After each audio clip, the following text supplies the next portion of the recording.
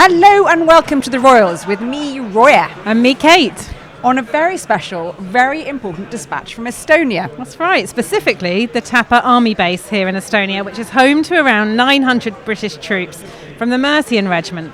They're here along with troops from France, bolstering NATO's eastern flank. And today, they're joined by Roya and I, but also a whole host of journalists from the British and Estonian media. So why are we all here today, Roya? Can you explain it to us? Well, the Prince of Wales has been here this morning, visiting in his role as Colonel-in-Chief of the Mercian Regiment to show his support for their presence and their efforts here. But also, crucially, to show support for Estonia at a crucial moment, geopolitically, internationally, and to show his ongoing support to Ukraine. That's right. It's quite a lot to fit into 2 days, Quite but he's managed it. What's the kind of feeling, do you think, as we finish that last engagement just now on the camp? He's gone off now, that's him done. How do you think it went? I think it went very well, and I think it's been a brilliant sort of insight into the two key things that William's very keen on, highlighting the work of the military and the armed forces in which he served, and that role of him as the growing international statesman, which he's also very keen to bolster. So we've got a really special and moving episode for you today. We're going to be discussing the importance of the UK's role here in Estonia at such a crucial and unsettled time. Plus, Roya and I will reflect on the visit as a whole as the Prince becomes an ever-growing presence on the global stage. William arrived in Estonia yesterday into the capital, Tallinn, where he first met the Estonian President, Alar Karis, before visiting a very special school. And an estimated 60,000 Ukrainian refugees are now living in Estonia after fleeing Russia's full-scale invasion of their country in 2022, which, as a proportion of the population, is only 1.3 million people here. That is the equivalent to 3 million people coming to the UK, just to give it some sort of context. At one point, around 4% of the population in Estonia were Ukrainian. And in response to the invasion, the Estonian Ministry of Education set up the Vabaduse School, the Freedom School, in Tallinn for some of those 60,000 Ukrainian refugees. And that school is helping to rebuild their lives. While he was there, William spoke to students and teachers about the new environment and some of the challenges and successes, I think it's fair to say, that they face there. And there were some great images of the Prince shooting some hoops on the basketball court with some of the students, having a bit of downtime. And after that, we had some really interesting conversations with the school's head teacher, an 18-year-old Ukrainian student, and a social worker who told us a bit more about the school and the importance of the Prince's visit and how the school supports them. So we're joined now by Olga Selisheva, who's the head teacher here at the Freedom School. And Olga, can you just give us a little bit of background about the history of the school, why it was set up, and a little bit about the work that it does and you do with the students here? Yeah, sure. So if we go back to year 22, when the war started, and Ministry of Education understood one day, I think it was like in April, that actually we have very many students from Ukraine and they need education, they need to study. And it was a decision that Tallinn needs such kind of school, especially for Ukrainian refugees. And so we started to build it up from zero. We didn't have anything. And we had one summer, June, July and August, to get something for our students. And on the 1st September, we have met with 600 students. Goodness. From Ukraine. And I remember that our students, they actually talked to us later about that they absolutely didn't want to go to school in Tallinn. Right. Because for them that this like school and everything, this means that we are staying here. That they've left Ukraine. Yeah. It makes them feel more permanent. But they didn't want it. They actually, they wanted, of course, they wanted to study in their own schools with their own class teachers, with their own classmates. I don't want to be here. And it's an acceptance. It was very hard. It was very hard for teachers because Ukraine is a huge country, and now you will be one class, different experiences, different parts of Ukraine, small cities, big cities, and now you are 22, you're in one class, and please be here. It was a really big challenge, and I think that if you compare that we have now, I think that we try to do everything that students can feel safe here. And how many students have you got now? Now we have 500 students. And as Olga, as the conflict has played out over the last few years, and at the moment, of course, there are attempts to sort of secure peace, but it's very uncertain. The world is very uncertain at the moment.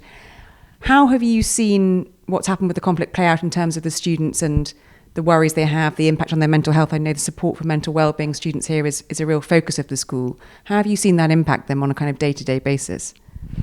Of course, because everything that our students saw, they are 13, 14 years old. They're small, and everything they have seen, it's not okay to see everything like this when you are 14 years old.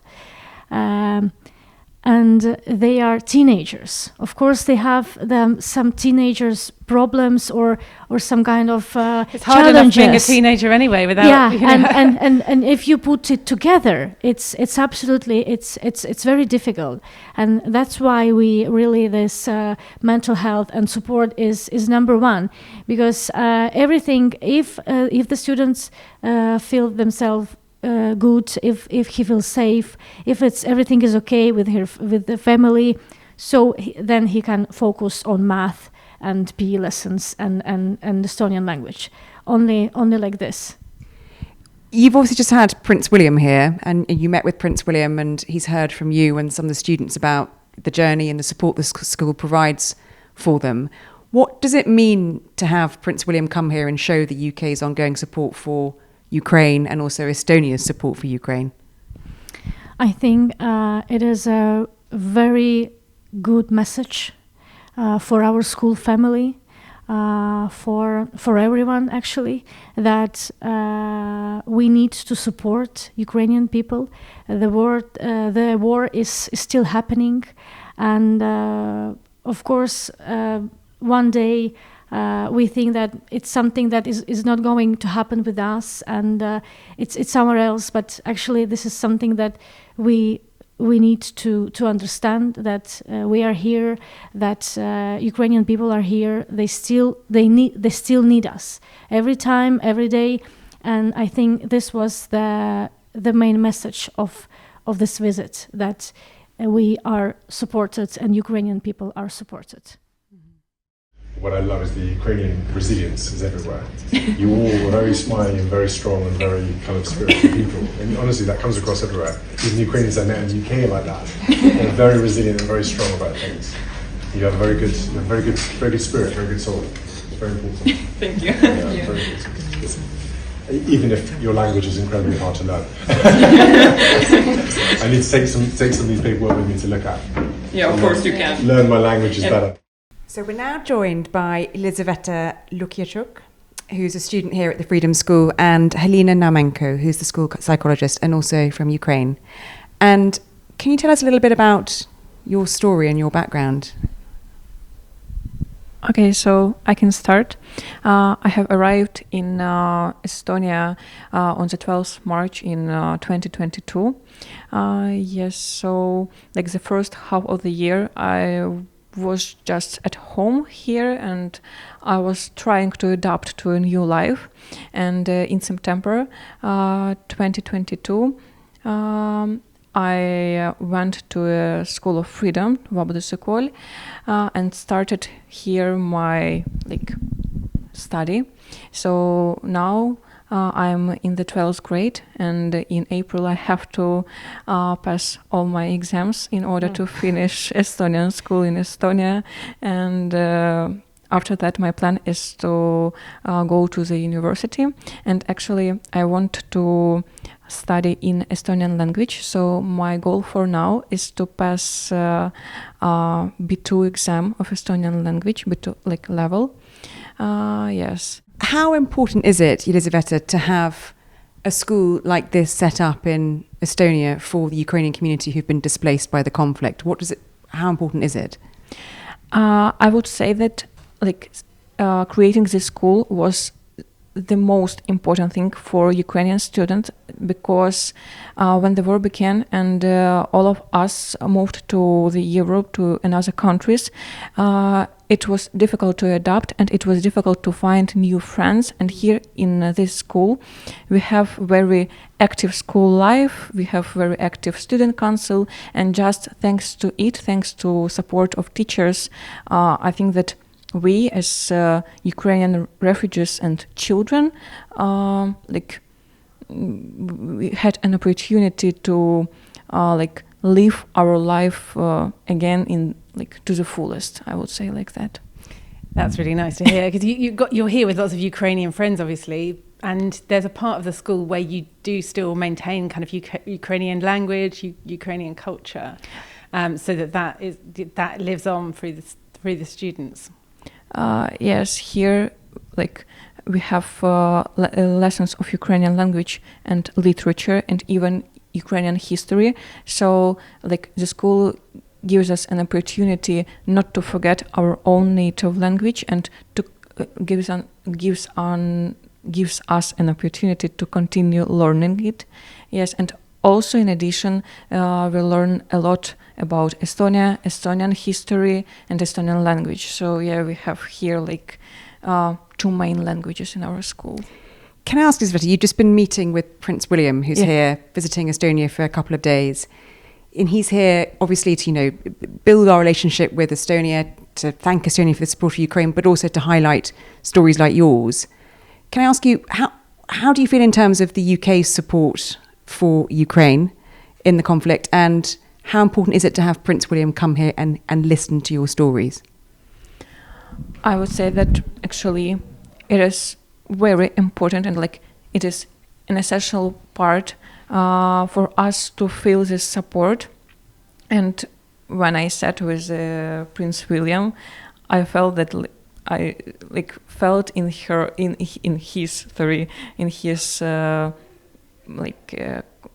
our conversation his support and the words of maybe of worries, I would say, like that. So for us as Ukrainians, it's very important to feel it and to hear this support. And actually, if we talk about UK, I would say that UK helps Ukraine a lot. Yes. So this meeting with Prince William shows us again that people from UK want to hear our stories and want to help us. So having that spotlight put on the school and the conflict has been very useful. That's essentially what you're saying. What was he telling you during the visit? What was he saying? Okay, so our conversation was about school, about languages in our school, and also about our background, our own stories, how did we get to Estonia and how is our life in Estonia. And also Prince William asked us about our worries about Ukraine and what we will do in the future. So maybe we will come back home or we will stay in Estonia. So yeah. So Helena, you're the social worker here at the school, and there is a real focus here at the Freedom School on the mental well-being of the students. Can you tell us a little bit about how you and the school support students like Elizaveta in terms of, it is a big life change, as she said, how the school helps support them, and what kind of things you see in terms of how the students are affected by the conflict and what's happened? I think it's the first thing is I have to say that in Freedom School is a huge support team. We have psychologists, social workers, we have educational advisors, maybe. And we have teachers who works with children with special needs. So we can do everything. What sort of needs are you seeing these children? Obviously, there'll be all sorts of trauma from, they've spent their childhood in war. Now they're relocated to a country where they don't know the language. What are you seeing? Are they traumatized by what they've been through in Ukraine, or? What do you see?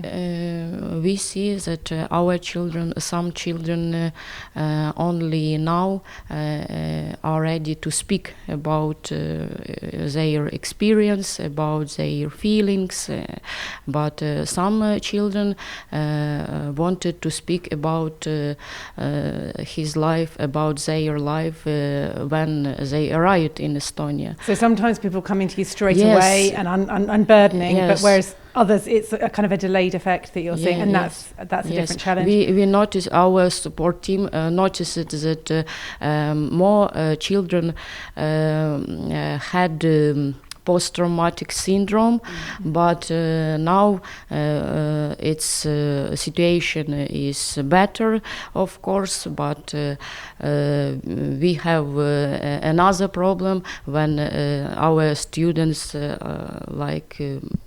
I think most of them, they don't know how to live in the future.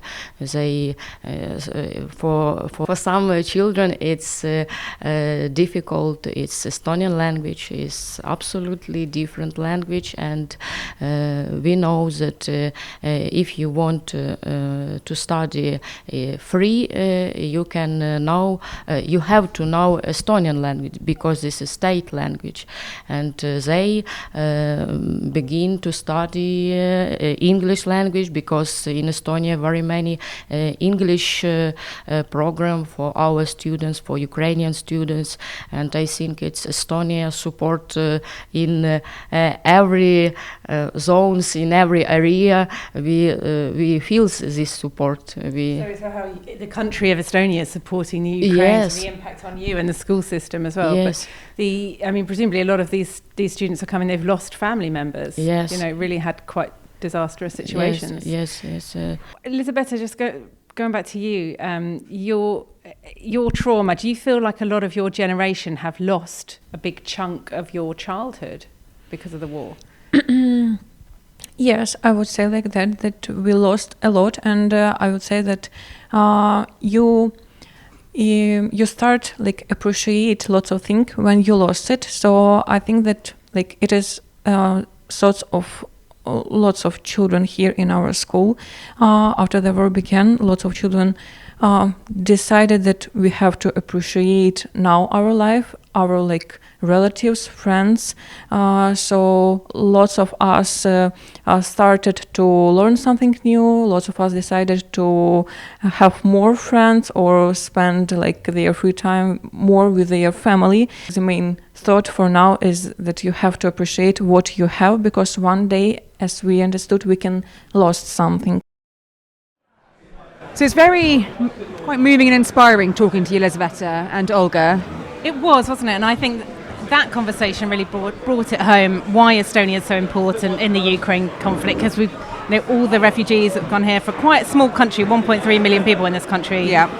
They have had such an influx of refugees from Ukraine, so they're really feeling it. And it's just those personal stories. Yeah.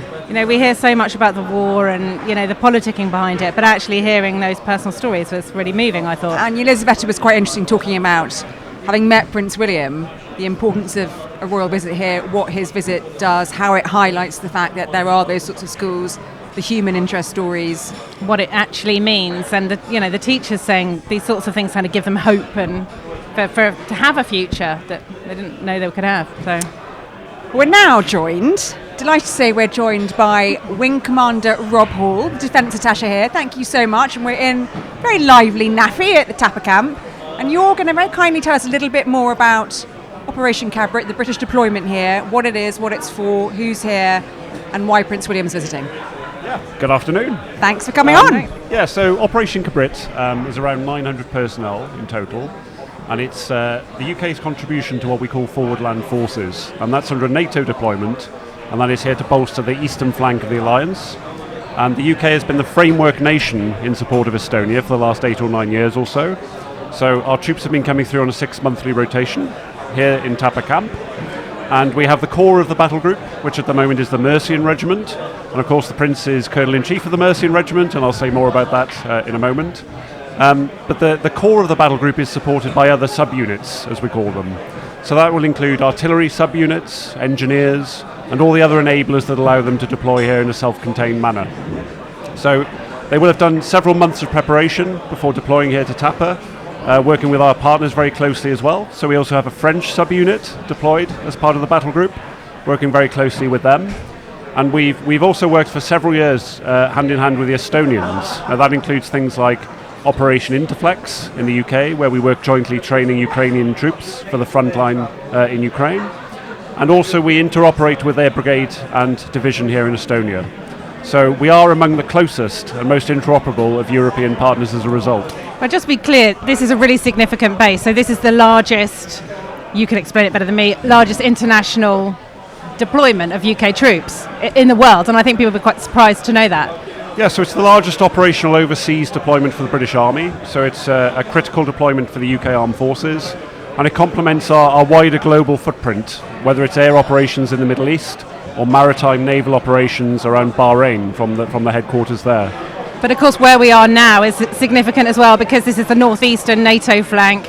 You know, we're less than 100 miles from Russia here. Tell us why that's important now, that Operation Cabrit, obviously with everything that's going on, and tell us a bit about, you know, this unsettled world in which we are living in at the moment, and how this is helping. Yeah, so the contribution of the UK to the overall defence of the alliance is critical, and it's underlined here by the Prince's visit over this couple of days. So as Colonel-in-Chief of the Mercian Regiment, he will get a real insight and understanding of some of the challenges that the troops face here, away from their families and friends for 6 months, but also it gives that really critical link to the Crown, and for him to understand the day-to-day issues that he can then take back to the palace, and it helps him build up that picture over several months and years. And you mentioned that we've had a few royal visits here. You mentioned you had the Duke of Edinburgh here, I think in January. The Princess Royal has been. Duke of Edinburgh, of course, Colonel-in-Chief of the Royal Dragoon Guards, who've handed over to the Mercians. So there is a real focus. Why do you think British members of the royal family keep coming to highlight the work the troops are doing here? Because I was listening to William earlier, and he was talking to some of the soldiers and said, you know, I really hope that me coming here keeps people on their toes and sort of lets people know what you're doing. Why do you think it's important? Do you think sometimes maybe the UK and the rest of the world forget what some of the NATO troops are doing here? I think it's really important for us to help illuminate what the British Armed Forces are doing, not just in Tapa and in Estonia, but across the world. We remain globally committed to peace and security across the world, in support of many other missions and in support of many other nations. But that critical person-to-person link that the Prince is able to display here helps us to make that case or you know, illuminate it even more. So I think, you know, that ability for us to demonstrate that it's a deeply personal connection that the British royal family has with His Majesty's Armed Forces, and to see that on the ground here will lift morale no end, and it will ensure the standards remain impeccably high. Does it really, when you have members of the royal family, does it lift the troops? It certainly does, because of that personal connection. Many of the royal family, of course, have served in the armed forces, some on frontline activity as well. So that personal, person-to-person connection is really important to us. You mentioned in our briefing with you yesterday that this has been planned for months, but this is a very timely visit given what's going on geopolitically around the world, a very uncertain time, discussions between NATO allies about possible peacekeeping forces being sent to Ukraine, including British troops. How does a visit like this play into that? It's really important because it focuses the mind. And it helps the British public to understand what His Majesty's Armed Forces are doing on the ground. As the framework nation here, we are the closest partner to the Estonians strategically, and the way in which we interoperate with each other is testament to that. So any way that we can highlight the critical role that we're doing here as NATO's forward land forces gives us that opportunity to underline that mission. And then also, you talk about the personal element, but we know these pictures are going to go around the world. This is a great kind of advertisement, isn't it, really, for the British Army and what we do. And we've seen today William looking at some new weaponry. I was there when he oversaw a kind of trench exercise in which, you know, enemy troops were captured, and it was very exciting. There was machine gun fire. What image is that sending around the world about Britain's capabilities with the Prince there overseeing it? I think it's really important to underline what I mentioned earlier, that it's a clear display that the UK is a globally committed expeditionary country with, you know, quite important soft power aspects to it as well. So our ability to highlight what the troops here are doing helps us to get that message across both to the British public and to friends and families back home as well.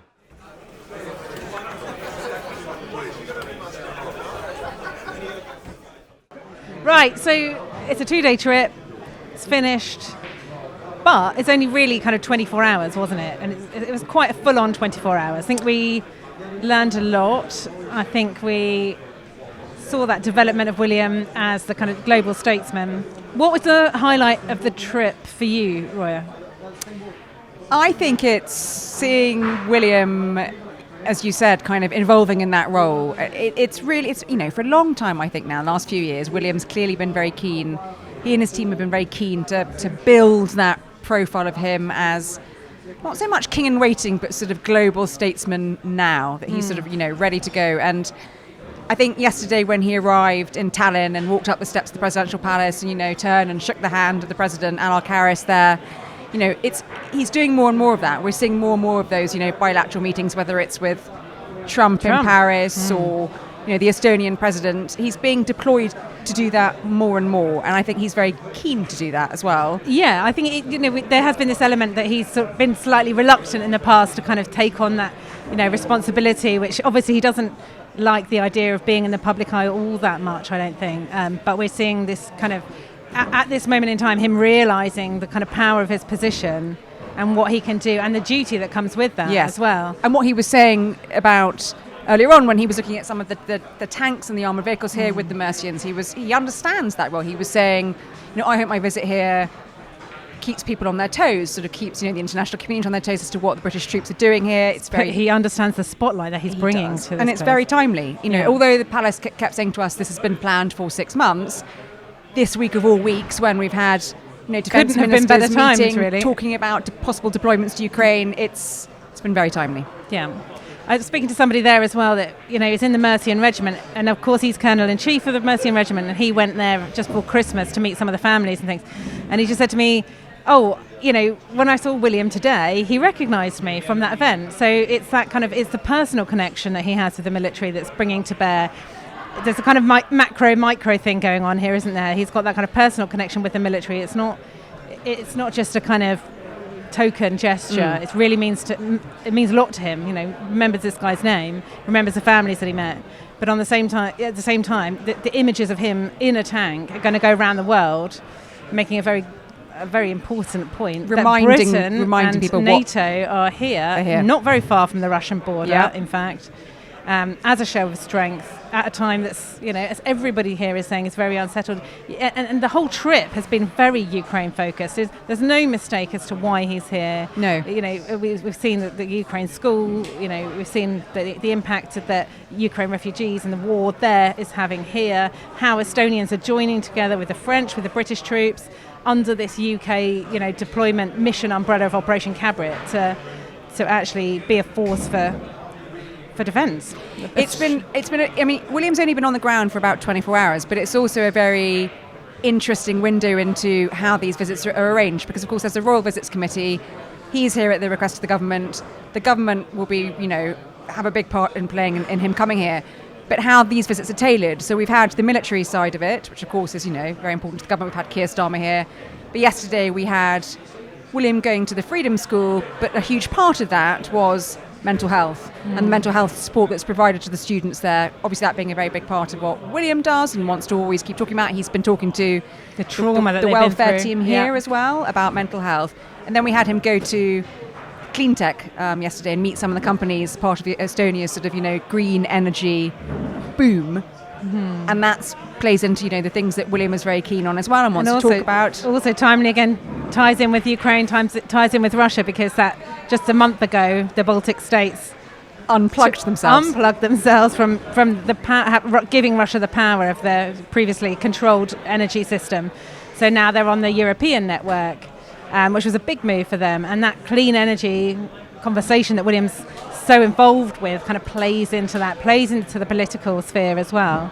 So it's not just him on his kind of the things that interest him, but it's interesting to see it all connecting, all kind of tying in together. And one of the highlights for me was being out in the trench, in the mud, in the trenches. How were the trenches, Kate? Because it's just interesting to see what's happening here, and the guys are saying that the training here is like nothing you can get in the UK, because the trenches are kind of can go up to like 3 kilometres long. God. So William's really fascinated in that. Apparently, he's really interested in the weapon systems. it's underlying everything that he's so plugged into what the military are doing. You know, he's going to be, as king one day, head of the armed forces, and it's a role he obviously takes very, very seriously. It was interesting as well talking to some of the soldiers here about what a royal visit means to them. They've had the Duke of Edinburgh here, they've had the Princess Royal here, and there's that connection with his father, because his father was Colonel-in-Chief of the Mercians until 2023. Now we've got, the next Colonel-in-Chief. So there's always that continuation as well. And I think seeing William, I mean, we've just been watching William go around the NAAFI playing, table football and having a go at pool, how at ease he is with the military. Yeah, he loves it here, doesn't he? Having served in the military for 10 years. He feels very comfortable, clearly. Do you think there's something about William seeing soldiers here training who are deployed on Operation Cabrit for operational, reasons, and potentially, some may serve, some may go to Ukraine, some may not. He never served on operations. He wasn't allowed to. Do you think he's even more interested in soldiers who are deployed operationally because he wasn't able? Harry did. Yeah, maybe he never got the chance to do it. So he can hear firsthand what it's like. Yeah, I think he's really enjoyed that. The chap said he was fascinated to hear all about what was going on, the kind of nuts and bolts of how you go in to an enemy trench, you spot an enemy trench, how you go in, how you capture the enemy, the high value targets, and bring them out. And it's really boys' own stuff. It's very exciting. But one of the things that's really surprised me about this trip, and I hadn't anticipated it beforehand, was the reaction from Estonian public and how much they love the royal family. We've heard from the people in around the visit, let's say, about Estonia's cultural connection with Britain, about how British TV shows like Keeping Up Appearances have been on TV here, a big part of the kind of psyche. And how a lot of them tune in to watch the coronation. Yes. And are very into the royal family. Yeah, really into the royal family. And William's quite a star here in a way that I perhaps hadn't appreciated before. I spoke to this one woman at the presidential palace who'd come over from Latvia, and she said, well, we're really pleased that he's here because she thinks it shines a light on the whole Baltic region. And, it's saying, back off Russia, essentially. That's the message. And so she was there to kind of get a glimpse of the prince, and she's a big royal fan, and I guess I just hadn't appreciated that there would be so much love for him here. The British royal family are a thing in Estonia, as we had a briefing yesterday, didn't we, with at the embassy, and there was some Estonian media there, and I was asking, is the royal family a big deal in Estonia, and if so, why? And she stood up and said, they're a very big deal here. We are very, very interested in the royal family. We watch everything they do. We're interested in what they do. We all watch the coronation. We watch all the big national events. I was quite surprised by that. Yes, yeah. Soft power. They travel. It travels. Soft power. Monarchy brand travels. Yeah, it's the brand. And then here, in the NAAFI, we're seeing like that combination, soft power and military power together. It's exactly what the royal family is all about, isn't it? Do you think William will be pleased with how it's all gone? I think he will be. Yes, I think he will be. Do you? I do, yes. I think he looks like it's just combined the two things that he wants to be known for, being a global statesman and being, about future commander-in-chief, future colonel-in-chief of the armed forces as someone who served. Yeah, I think it's gone well for him. And I think he was quite a lot in control about how it was, what he was going to do while he was here. It isn't just that the government sends him and, they create an itinerary with the palace and he trots up and shakes the hands. It's very much his, like you said, with the excellent point about the clean tech company, it's his fingerprints are over the whole trip. And some people might wonder, why is the Princess of Wales not here with him? And the palace have been quite clear on that, haven't they? He's Colonel-in-Chief, so he's coming to do his thing. The focus is on his regiment. She was doing the St. Patrick's Day stuff last week as solo Colonel-in-Chief there. So we shouldn't expect to see her on all these big foreign deployments, as much as I think some of us would love to see go on some more trips with them abroad. I'd love to see her on a trench exercise. I think that'd be fantastic. Good luck with that. Well, it's good fun. So we've heard from Estonians about how into the royal family they are. It's a rather curious, interesting tale about a member of the royal family who was here recently, and Estonia. So we had the Duke of Edinburgh here in January visiting. Yeah. He's been a couple of times, hasn't he? He has, because he's big in Estonia. Is Colonel-in-Chief of the Royal Dragoon Guards who've handed over to the Mercians. But a while ago, back in 1991, he was approached by one of the parties here, one of the political parties called the Royalist Party. And they approached him with an idea to be the King of Estonia, Kate. What an offer. They wrote a letter to Prince Edward, the then Prince Edward, and said that your background in being We think you qualify. your background in being a television producer would be absolutely what we need to put Estonia on the map. Would you be the king of our newly independent nation? You don't ask, you don't get.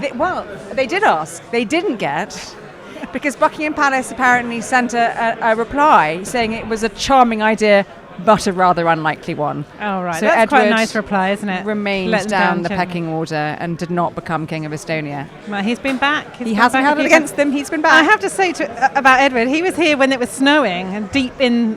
It's pretty chilly today, but it must have been absolutely freezing when it was freezing when he was here. So fair play. Fair play to Edward. King of Estonia. Well, maybe there'll be a letter coming for the Prince of Wales. Well, it's been great fun being out and about. It has, hasn't it? Out deployed to Estonia for a couple of days. On manoeuvres. Doing the podcast from all over the place. Yeah. Well, we'll be back in the studio next week, though, I think. We're back on more normal royal manoeuvres next week. Yes, I won't have my muddy boots on next week. So, More palace attire. from Palace attire. Can't wear those at the palace. No. From the NAAFI at the Tapper Camp. Yeah. Goodbye. Goodbye. See you next week. Bye. See you.